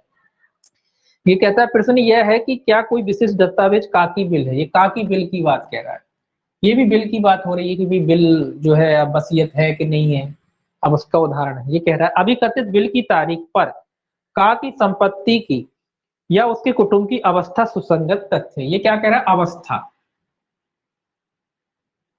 कुटुंब की अवस्था क्या है, सुसंगत तथ्य। उस समय कुटुंब की जो अवस्था थी, कुटुंब की जो कंडीशन थी, वो सारे के सारे तथ्य क्या है, सुसंगत। सुसंगत क्यों माने जा रहे हैं, ये कह रहा है अभिकथित बिल की तारीख पर का की संपत्ति की या उसके कुटुंब की, संपत्ति की,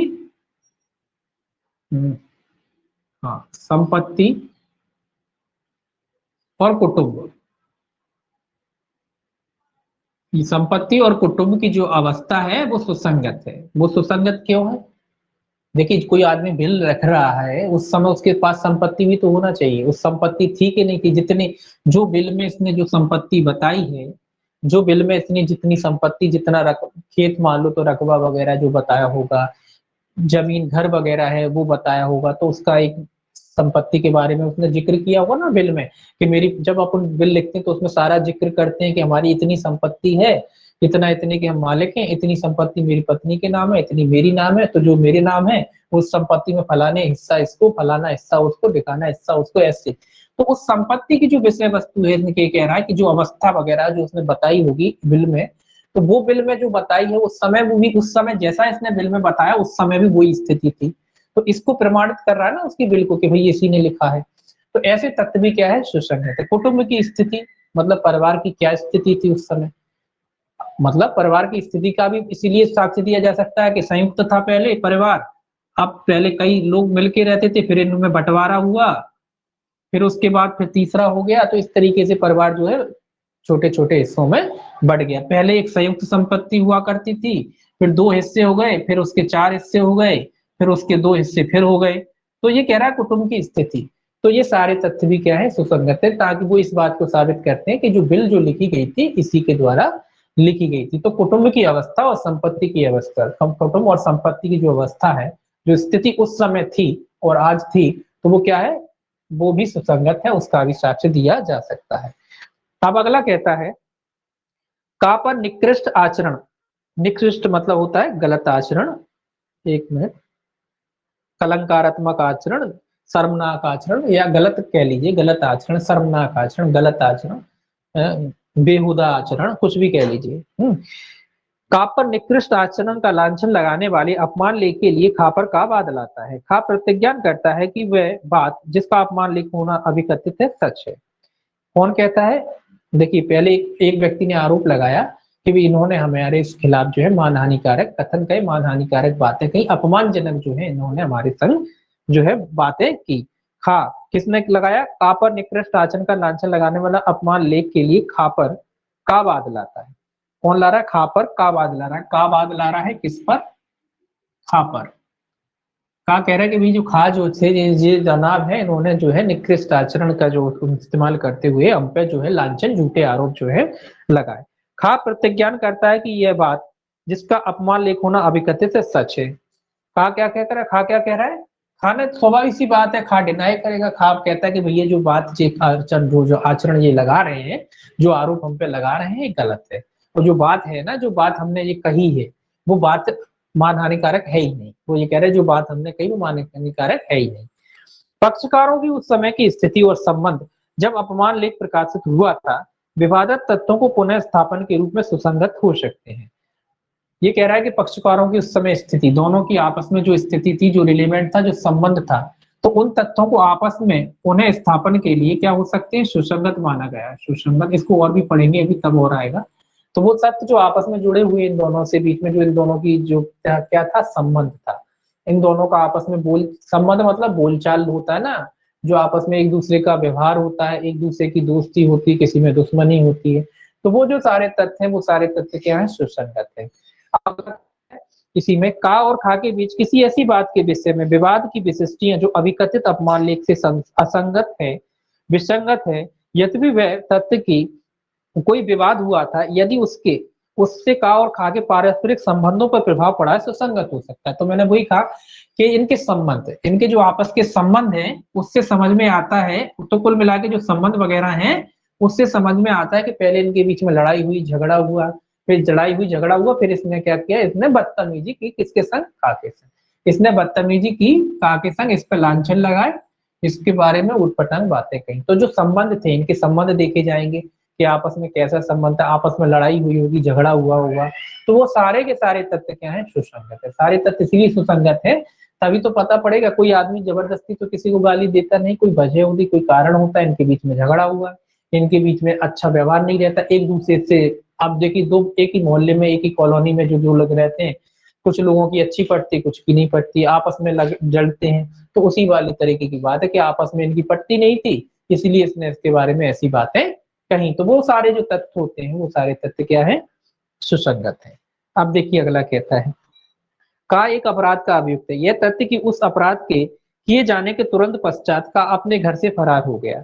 धारा 8 के अधीन विवादक तथ्यों के पश्चात और उससे प्रभावित आचरण के रूप में सुसंगत है। ये कह रहा है कि वो ही अपराध होता है और फिर फरार हो जाता है, तो धारा 8 के अंतर जो अपन पढ़ चुके हैं, तो धारा 8 के अंतर्गत वो सुसंगत है। अब आगे देखिए ये कहता है, यह तथ्य कि उस समय जब वह घर से चला था उसका उस स्थान में जहां वह गया था अचानक और अर्जेंट कार्य था, उसके आचरण घर से चले जाने के तथ्य के स्पष्टीकरण की प्रवृत्ति रखने के कारण सुसंगत है। जिस काम के लिए वह चला उसका ब्यौरा सुसंगत नहीं है, सिवाय उसके कि इसके कि जहां तक वह यह दर्शित करने के लिए आवश्यक हो कि वह काम अचानक या अर्जेंट था। अब जो उदाहरण 8 में पढ़ा था ना कि इसको सूचना मिली और ये तुरंत उठ चल देता है, तो ये कह रहा है वो तथ्य तो सुसंगत है धारा 8 के तहत, लेकिन उस तथ्य को पुनः स्थापित करने के लिए देता है। तो यहाँ तो उस पे आरोप लग गया कि भैया जो है तथ्य सुसंगत है। अब पुनः स्थापित करना जो तर्क रखना चाहता है कि अपना बचाव में, तो कुल मिला के जो अपने बचाव में जो तथ्य देना चाहता है, जो भी साक्ष्य देना चाहता है, वो सारे तथ्य क्या है, वो सारे तथ्य भी सुसंगत है। वहां तो मान के चला कि आपको सूचना मिली कि भाई ऐसा अपराध हुआ है और पुलिस आ रही पकड़ने, आप उठ के भग के चले गए, चाय की दुकान पर बैठे थे, चाय पी रहे थे, आधी चाय छोड़ के भग गए, तो ये तथ्य तो धारा 8 के तहत सुसंगत था ही। अब उस तथ्य के बचाव में, उस तथ्य के बचाव में जो व्यक्ति उठ के चला गया था चाय पी की दुकान से, वो जो भी तथ्य पेश करता है अपने बचाव में, वो सारे तथ्य भी सुसंगत है। कैसे सुसंगत है, वो तथ्यों को पुनः स्थापित कर, पुनः स्थापित करने के लिए वो साक्ष्य दे सकता है कि मेरा का अर्जेंट काम था। क्या था, मेरा अर्जेंट अर्जेंट काम था, मेरे पे क्या था, अर्जेंट काम था। तो ये कह रहा है कि वो अर्जेंट काम साबित करके वो इस बात को साबित कर सकता है कि वो उस घटना से क्या है, वो उस जगह से जो है, मतलब इस वजह से नहीं गया था कि पुलिस पकड़ने आ गई है, जबकि उसको क्या था, उस जगह अर्जेंट काम था। अब ये कह रहा है अर्जेंट काम क्या था उसका ब्यौरा देना आवश्यक नहीं, बस इतना बताना कि वो अर्जेंट काम था, उस जगह अर्जेंट काम हुआ, वो केवल उतना ही पर्याप्त है। उतनी बात को साबित करना क्या है, पर्याप्त, उससे ज्यादा जो है बात को साबित करना आवश्यक नहीं है। हाँ, केवल इस बारे में क्या कि उसका अचानक या अर्जेंट था, अगर उस बात को केवल इतना साबित करना है कि अर्जेंट था, तो उसके लिए उतना उतना ब्यौरा देना आवश्यक है। क्या काम था, क्या हो गया था, वो साबित करने की जरूरत नहीं है। हाँ, काम अर्जेंट था या नहीं था उतना साबित करना आवश्यक है। जब वो छोड़ के गया था तो उतना उसको साबित करना आवश्यक है। पुनः स्थापित का मतलब ये है कि एक व्यक्ति ने बात करी, फिर उसको दोबारा से आप जो बचाव में जो बात कह रहे हैं, पुनः स्थापित मतलब अपने जो तथ्य रख रहे हैं वो वाले तथ्य भी क्या होते हैं, सुसंगत। मतलब ऐसा नहीं होता है कि भाई दो पक्षकार होते ना, एक ये है और एक ये है, इसने कहा बात वो सुसंगत हो गई, अब इसके पक्ष इसको बात को खंडन करने के लिए कह लीजिए या अपनी बात का समर्थन करने के लिए जो तथ्य ये पेश करेगा भी, वो भी तथ्य क्या होते हैं, वो भी तथ्य सुसंगत होते हैं। इन्हें जो समर्थन में पेश किए वो तो ठीक है, अब भी अपने समर्थन में अपने बचाव में जो भी तथ्य पेश करता है वो सारे तथ्य भी क्या होते हैं, सुसंगत होते हैं। अगला देखिए क्या कहता है, अगला कहता है का के साथ की गई सेवा संविदा को भंग करने के लिए का को उत्प्रेरित करने का कारण खाक पर बाद लाता है। का की नौकरी छोड़ने समय का से का कहता है कि मैं तुम्हें छोड़ रहा हूं क्योंकि खा ने मुझे तुमसे अच्छी प्रस्तावना की है। यह कथन का के आचरण को जो विवादक तत्व होने के रूप में सुसंगत है, स्पष्ट होने के कारण सुसंगत है। ये क्या कह रहा है, ये कह रहा है उत्प्रेरित करने के लिए, उत्प्रेरित मतलब प्रोत्साहन करना, प्रभावित करना किसी व्यक्ति को। तो ये कह रहा है का के साथ की गई सेवा की संविदा को भंग, मतलब एक सेवा संविदा होती है ना, दो व्यक्तियों के बीच एग्रीमेंट हुआ, करार हुआ। अब करार एग्रीमेंट हुआ, करार एग्रीमेंट के बाद उसने उसका जो व्यक्ति था जिसने सेवा कर रहा था, जिसने वो नौकरी कर रहा था, उसने उस एग्रीमेंट को क्या किया, खत्म कर दिया और उसकी नौकरी छोड़ दी। अब उसकी नौकरी छोड़ी, क्यों छोड़ी, नौकरी जो करार, कुल मिला के करार का भंग हुआ, कुल मिला के करार क्या किया, भंग। एग्रीमेंट था कि भाई साहब आप 2 साल तक हमारे यहाँ नौकरी करेंगे, 2 साल तक किसी और के यहाँ नौकरी नहीं करेंगे, एग्रीमेंट था। जो ए से बी का एग्रीमेंट था, बी उसके यहाँ जो था सेवक था, कुछ भी हो, जॉब करता था। बी ने क्या करा, बी ने इसका जॉब छोड़ दिया, जो एग्रीमेंट था उसको क्या कहा इसमें कि बोले सी के ज्यादा तो मैं नहीं कर रहा। तो ब्रीच ऑफ ट्रस्ट हो रहा है। तो ये जो एक्शन है जो इसने लिया है सी के भाई सी पैसे ज्यादा दे रहा है, ये तथ्य भी क्या है, ये तथ्य भी जो है सुसंगत है पुनः स्थापित करने के लिए इन तथ्य को, और विवादक होने के कारण भी, क्योंकि विवादक है ना इसका निराकरण के भाई नौकरी क्यों छोड़ी, नौकरी इसलिए छोड़ी क्योंकि गा के सी के यहाँ, जो गा के यहाँ या सी कह लीजिए इसके यहाँ से ज्यादा पैसे मिल रहे थे, इसीलिए इसने इस करार को, इस संविदा को क्या किया है, इस संविदा को भंग किया है। तो ऐसे तथ्य भी जो है क्या है, सुसंगत है। अगला कहता है चोरी का अभिकथन या चुराई हुई संपत्ति खा को देते हुए देखा जाता है, जो उस खा की पत्नी को देते हुए देखा जाता है। खा उसे परिधान करते हुए कहता है कि का ने कहा है कि तुम इसे छिपा दो। खा का कथन उस संव्यवहार का भाग होने वाले तथ्यों को स्पष्ट करने वाला होने के कारण ये कह रहा है वो जो संव्यवहार हुआ है, जो घटना हुई है उसको स्पष्ट करती है। ये घटना क्या करती है, वो एक चोरी की चीज होगी, मान लीजिए चोरी की चीज हुई, खा को का देते हुए देखा जाता है और खा उस चीज को अपनी पत्नी को देता है और पत्नी से कहता है इसको छुपा कर रख दो, क्योंकि बोले खा ने कहा था बोले ये चोरी की है, इसीलिए बोले कोई देख ना ले, छुपा के रख दो।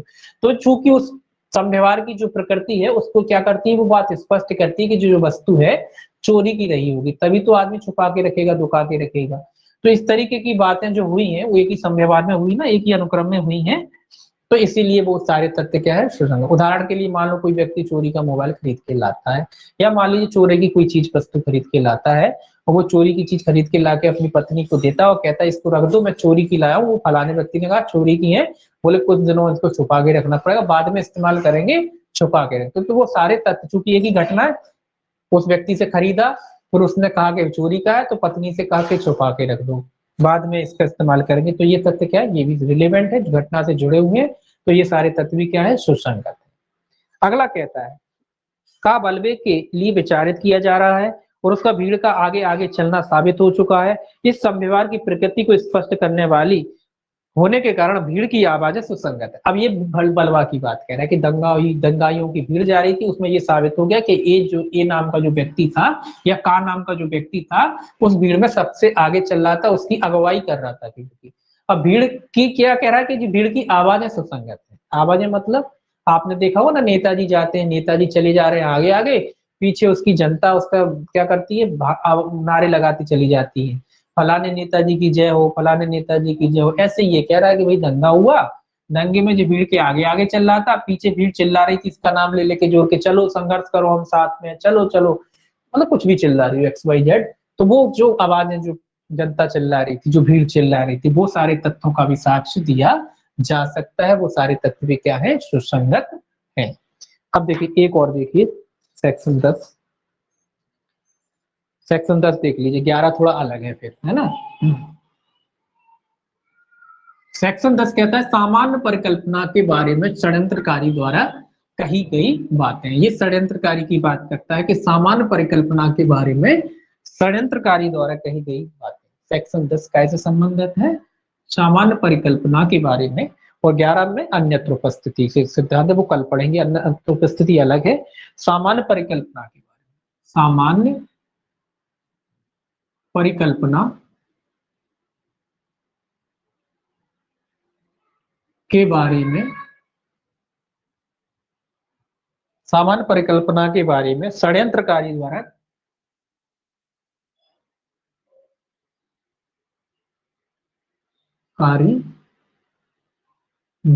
कही गई बातें या कहे गए कथन, कुछ भी कह लीजिए, कही गई बातें, कही गई या की गई चीजें, कही गई या की गई चीजें या कहे गए कथन, कुछ भी याद कर सकते हो। सामान्य परिकल्पना के बारे में षड्यंत्रकारी द्वारा कहे गए कथन, ये किससे में, धारा 10 में पूछा जाता है सेक्शन कि सामान्य परिकल्पनाओं में षड्यंत्रकारी द्वारा गए कथनों से संबंधित धारा है धारा 10। तो एक ही शब्द याद कर लेना, षड्यंत्रकारी। तो धारा 10 का संबंधित है षड्यंत्रकारी। षड्यंत्रकारी कौन होता है, जो योजना बनाता है, षड्यंत्र की रचता है, योजनाएं बनाता है, फिर अपराध करता है, ऐसा व्यक्ति किसको क्या कहते हैं, षड्यंत्रकारी कहते हैं। ये देखिए ये क्या कहता है, जहां की यह विश्वास करने का युक्तियुक्त आधार है कि दो या अधिक व्यक्तियों ने अपराध या अनुयोज्य दोष देखिए षड्यंत्र कोई अकेला व्यक्ति तो कर नहीं सकता, योजना कोई अकेला व्यक्ति तो बना नहीं सकता, तो योजना बनाने के लिए कम से कम 2 व्यक्ति तो चाहिए चाहिए। अकेला व्यक्ति थोड़ी ना योजना बनाता है। एक प्लानिंग अगर करनी हो किसी अपराध को या किसी भी चीज को करने की, अगर प्लानिंग हमें करनी है तो अकेला व्यक्ति प्लानिंग नहीं कर सकता, कम से कम 2 व्यक्ति योजना बनाते हैं। तो योजना बनाने के लिए कम से कम 2 व्यक्ति होना आवश्यक है। 2 से अधिक कितने भी हो सकते हैं, लेकिन कम से कम 2 व्यक्ति तो होना ही चाहिए, तभी योजना बनती है। तो उसी के बारे में कह रहा है कि योजना बनाने के लिए अब ये कह रहा है कि जहां की विश्वास करने का युक्तियुक्त आधार है कि 2 या अधिक व्यक्ति ने अपराध या अनुयोज्य दोष का मतलब होता है ऐसा कोई कारण जो बाद का कारण बनता है, ऐसी कोई वस्तु, ऐसा कोई विधिक कार्रवाई जो बाद करने के लिए आधार उत्पन्न करती है। अनुयोज्य दोष का मतलब है जिसका आप बाद ला सकते हो, ऐसा कोई इनने एक्टिविटी की है जिसके आधार पर आप उसके खिलाफ बाद ला सकते हो। ठीक है, तो 2 या अधिक व्यक्तियों ने अपराध या अनुयोज्य दोष मतलब अपराध किया होगा या फिर ऐसी कोई कार्रवाई की है, ऐसी कोई योजना बनाई है जिसके खिलाफ आप बाद ला सकते हो। अनुयोज्य दोष करने के लिए मिलकर षड्यंत्र किया, वहां उनके सामान्य आशय के बारे में उनमें से किसी एक द्वारा उस समय के पश्चात जब ऐसा आशय उनमें से किसी एक ने प्रथम बार मन में धारण किया था, कही गई कोई बात उन व्यक्तियों में से हर व्यक्ति के विरुद्ध जिसके बारे में विश्वास किया जाता है कि उन्होंने इस प्रकार षड्यंत्र किया है, षड्यंत्र का अस्तित्व साबित करने के प्रयोजनार्थ उसी प्रकार सुसंगत तथ्य है जिस प्रकार यह दर्शित करने के प्रयोजन के लिए कोई व्यक्ति उसका पक्षकार था। ये कह रहा है ए और बी ने मिलकर योजनाएं बनाई, चाहे अपराध करने के लिए बनाई हो या कोई अन्य ऐसी योजना बनाई हो जो बाद का कारण बनती है। तो ये कह रहा है इन दोनों में से जब इनने योजना बनाई थी, तो इन दोनों में से जब योजना बनाने से पूर्व जो भी इनके मन में आशय आया हुआ, तो कुल मिला के ये कह रहा है कि एक चाहे बी मान लो चाहे ए मान लो, इन दोनों में से एक का कथन ये कबूल कर लेता है या ये बताता है कि हम दोनों ने मिलकर बनाई थी, तो कुल मिला के ये कह रहा है कि ये जो साक्ष्य है एक दूसरे के विरुद्ध इसका इस्तेमाल किया जा सकता है। इन जो कथन है, जो घटना जो भी चल रहा हो, तो एक दूसरे के विरुद्ध क्या हो सकता है, इस्तेमाल हो सकता है। अगर ये कबूल लेता है, ये कोई बात कह देता है कि ऐसा हम लोगों के जो बीच में है, पहले हमने क्या है हमारे दिमाग में ऐसी, क्योंकि योजना बनाने से पहले दिमाग में कोई चीज आती है, क्यों लूटना है, क्या वजह है, धन की कमी होगी इसीलिए लूटना है, और लूटना है तो फिर इन लोगों ने योजना बनाई होगी कि भैया चलो करोड़पति बनेंगे, बैंक लूटेंगे।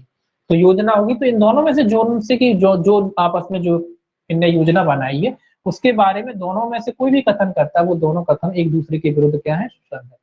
इसके विरुद्ध क्या है, सुसंगत। चाहे ए कहे तो बी के विरुद्ध, बी कहे तो ए के विरुद्ध, दोनों के विरुद्ध आपस में जो है सुसंगत। इनके विरुद्ध तो है ही, आपस में एक दूसरे के विरुद्ध वो कथन जो इनने योजना बनाए थे, जो आज से हुआ था, वो सारे तथ्य क्या है, सुसंगत है। ठीक, अब देखिए स्पष्टीकरण कहता है यह विश्वास करने का युक्तियुक्त आधार है कि का भारत सरकार के विरुद्ध युद्ध करने के षड्यंत्र में सम्मिलित हुआ।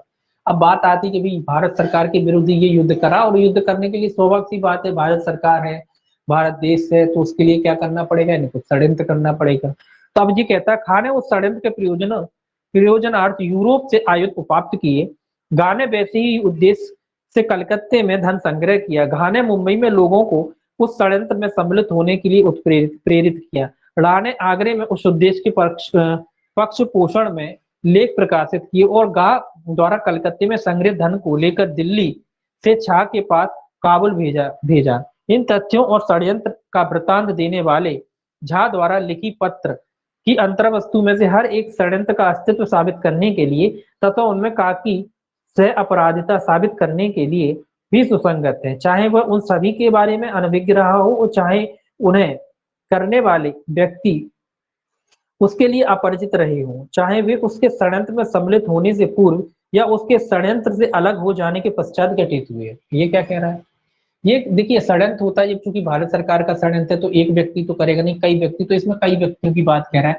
कि जो भारत सरकार के विरुद्ध अपराध हुआ तो इसने क्या किया, सबसे पहले तो धन की व्यवस्था हुई, ए ने धन कलेक्ट किया, बी ने उस धन से क्या किया, बी ने हथियार खरीदे, उदाहरण बता रहा हूँ उस तरीके को, हथियार खरीदे, सी ने जो है उस हथियारों को ले जाके मान लो कोई आगरा वागरा कहीं भी दिया, आगरा जाके ले जाया, और डी ने क्या किया, प्रचार प्रसार किया कि फलानी तारीख को ऐसा ऐसा होना है, डी ने क्या किया, उसका प्रचार किया, और मान लीजिए ई जो क्या है, ई जो ई समझ लीजिए कि ई इनका जो है मुनीम वगैरह है, ई पूरा हिसाब किताब रखता था, हिसाब रखता था इसका कि भाई कहाँ से पैसा आ रहा है, कितने हथियार खरीदे गए हैं, चिट्ठी वगैरह जो भी है, तो ये सब रखते थे। हालांकि ये आपस में इंटरकनेक्ट नहीं है, इनको केवल पता है, जरूरी नहीं, हो भी सकते हैं इंटरकनेक्ट और नहीं भी हो सकते, इनको तो बस तो अपन को यहाँ बात केवल इतनी देखी जा रही है कि उस षड्यंत्र की, कि भाई ऐसा षड्यंत्र रचा गया कि नहीं रचा गया, मतलब जो षड्यंत्र की बात हो रही है, हालांकि एक दूसरे के विरुद्ध तो इस्तेमाल होते ही होते हैं साक्ष्य, केवल वो ये कह रहा है कि भाई वो षड्यंत्र रचा, वो घटना हुई कि नहीं हुई, मतलब षड्यंत्र को रचा गया या नहीं रचा गया, केवल इतना मुद्दा है।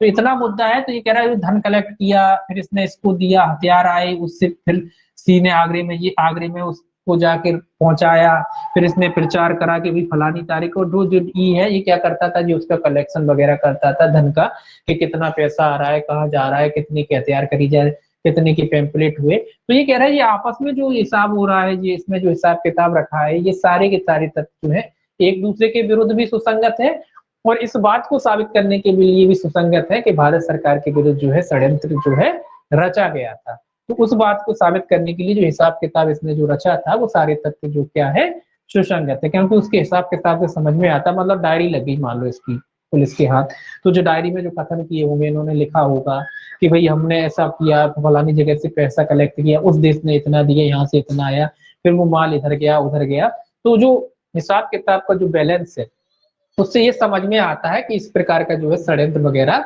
रचा गया होगा तो भारत सरकार के विरुद्ध। तो जो डॉक्यूमेंट है वो डॉक्यूमेंट भी क्या है सुसंगत, तो उसका भी जो है साक्ष्य दिया जा सकता है।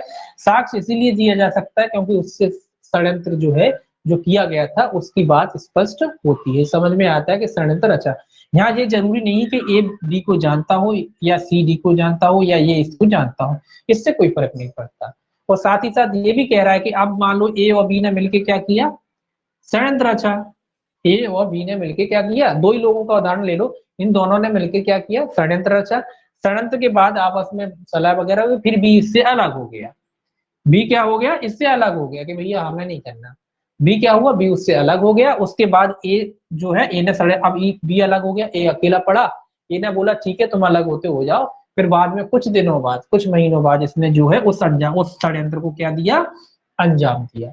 तो इन दोनों के बीच में जो बातें हुई थी, बाद में जो भी कथन ए करता है, बी करता है, या कोई भी साक्ष्य देता है उन कथनों के बारे में, तो वो भी कथन जो है सुसंगत है, उनका भी साक्ष्य दिया जा सकता है। क्यों, क्योंकि वो उस षड्यंत्र को साबित करते हैं कि इन दोनों के बीच में जो है एक योजना बनी थी और उस योजना के ही अनुसरण में वो कार्य किया गया है। तो उस षड्यंत्र को साबित करने के लिए जो कथन किए जाते हैं या जो दस्तावेज दिए जाते हैं, वो सारे के सारे क्या है, सुसंगत, एक दूसरे के विरुद्ध भी सुसंगत है और उस षड्यंत्र को साबित करने के लिए भी सुसंगत है। दोनों बातें हैं, आपस में एक दूसरे के रिलेशन को भी सिद्ध करते हैं ये, और उस षड्यंत्र को भी सिद्ध करते हैं, जो घटना घटी है, जो षड्यंत्र रचा गया है, उस षड्यंत्र को भी सिद्ध करते हैं। बस आज इतना ही रहने दीजिए, बाकी सोमवार से देखेंगे ये अन्यत्र उपस्थिति 11वें तत्व जो अन्यथा सुसंगत नहीं है कब सुसंगत हो जाते हैं। ये कहता है सुसंगत तो नहीं है लेकिन फिर भी कई परिस्थिति हैं जब उनको सुसंगत मान लिया जाता है, उनका एविडेंस ले लिया जाता है, या इसको अन्यत्र उपस्थिति के नाम से भी जाना जाता है। 11 सेक्शन को ये अपन सोमवार से देखेंगे, अन्यत्र उपस्थिति वाले। चलिए।